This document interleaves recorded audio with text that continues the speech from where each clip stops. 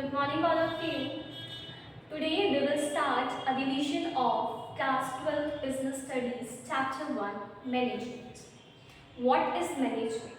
Management is a process and management is an art of getting things done through others. And in this chapter, we will discuss the characteristics and objectives of management. So there are some characteristics. First is goal-oriented process.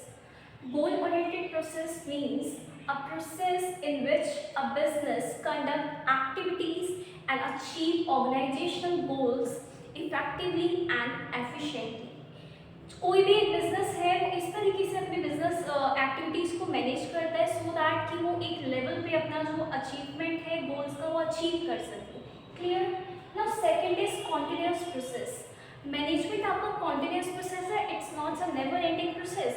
ये कभी भी and नहीं होता, ये continuously आपका चलता रहता है. लाइक फॉर पार्टनरशिप, अगर पार्टनरशिप में कोई पर्सन है, देयर आर 3 और 5 पर्सन. अगर एक पर्सन रिटायर कर गया, डेथ हो गई या किसी नए पार्टनर का एडमिशन हो गया तो उससे कोई फर्क नहीं पड़ता. आपका जो मैनेजमेंट है या बिजनेस है उसकी जो एक्टिविटीज़ है वो कॉन्टिन्यूस कंडक्ट होती रहती हैं.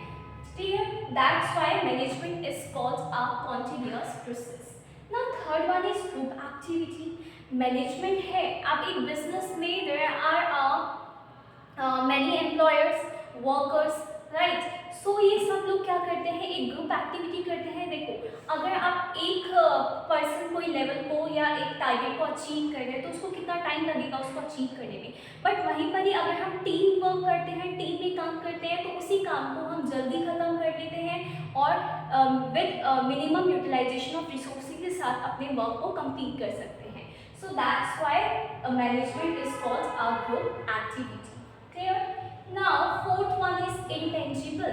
जो मैनेजमेंट है आपकी, ये एक प्लानिंग है, कंट्रोलिंग है, जिसमें आप हर चीज़ एक्टिविटीज़ को अपना प्लान करके चलते हो.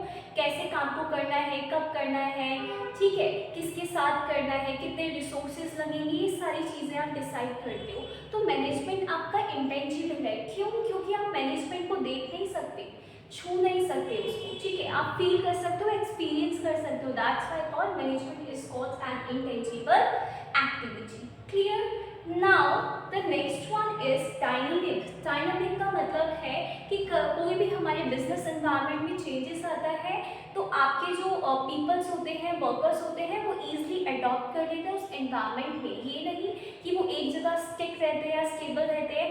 कोई भी चेंजेस अगर आ रहे हैं आपके एनवायरनमेंट में तो उसके अकॉर्डिंग वो पहले से प्रिपेयर रहते हैं. So that management is called a dynamic activity.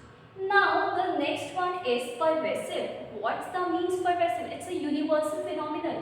Universal means जो आपकी management है, it's applicable at all the levels, top level, middle level and supervisory level. अब मैनेजमेंट क्या है आपका, एक कंट्रोल है ना, एक पावर है, आपके पास अथॉरिटी है कि किस तरीके से आप अपने रिसोर्सेज को मैनेज कर रहे हो, कैसे कर रहे हो. तो वो सारी चीज़ें आपकी किस में आ जाती हैं, परवेसिव में आ जाती है, हर एक लेवल पे एप्लीकेबल होता है. क्लियर.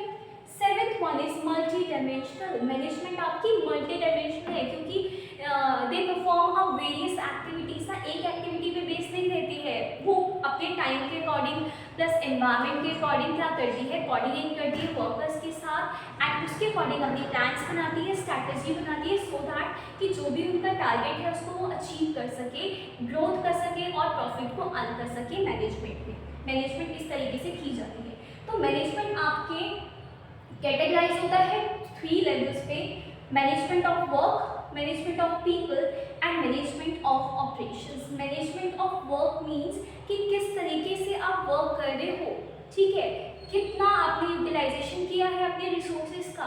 लाइक आप इस तरीके से अपने वर्कर्स को ट्रेनिंग प्रोवाइड करते हो, उनको गाइडेंस प्रोवाइड करते हो, इंस्पायर करते हो कि आपको रिसोर्सेज का वेस्टेज नहीं करना है, ऑप्टिमम यूटिलाइजेशन करना है अपने रिसोर्सेज का एंड टीम वर्क में काम करना है सो दैट कि you have to achieve your organizational goals. Now second is people. Management of people.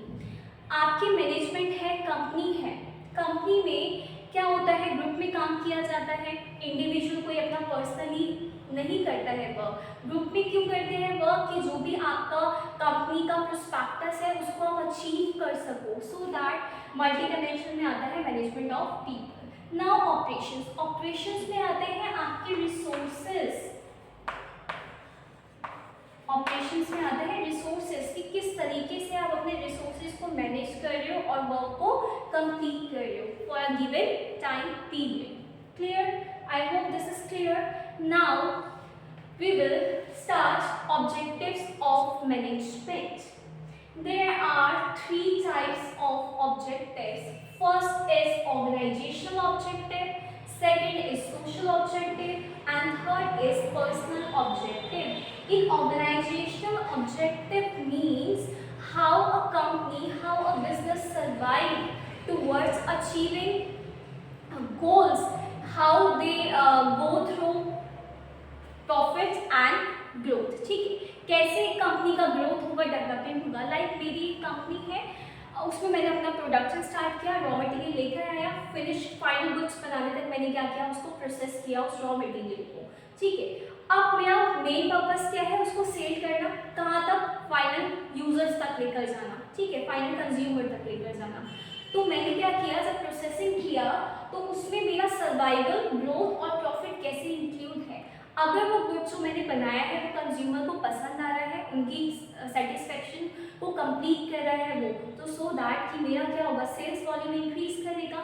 जब सेल्स इंक्रीज करेगी ऑटोमेटिकली आपकी ग्रोथ होगा, डेवलपमेंट होगा, आप अपने बिजनेस को एक्सपेंड भी कर सकते हो। जहाँ आप पहले एक प्रोडक्ट बना रहे थे, वहाँ पे आप और प्रोडक्ट्स लाइंस में आप स्विच कर दोगे। मीन्स एक प्रोडक्ट की जगह आप वेरियस प्रोडक्ट्स में अपनी मैन्युफैक्चरिंग स्टार्ट कर दोगे।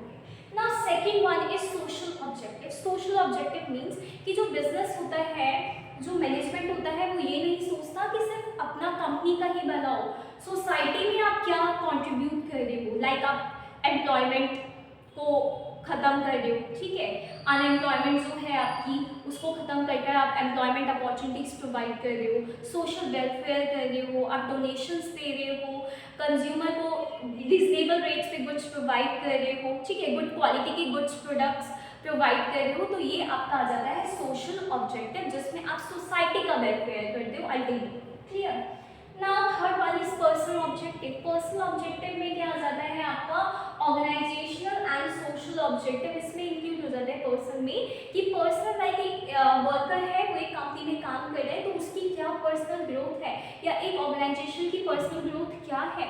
लाइक मैं हूँ, मैंने आपसे मेरे मैनेजर्स के साथ क्या किया, हमने कुछ आइडियाज शेयर किए, तो उस आइडियाज को जो आपके सुपीरियर्स होते हैं वो किस तरीके से ले रहे हैं, उसको आपके पॉजिटिव वे में ले रहे हैं, नेगेटिव वे में ले रहे हैं। पॉजिटिव वे में ले रहे हैं सो दैट कि आपकी स्किल्स एनहेंस हो रही है, आपकी एबिलिटी इंक्रीज हो रही है।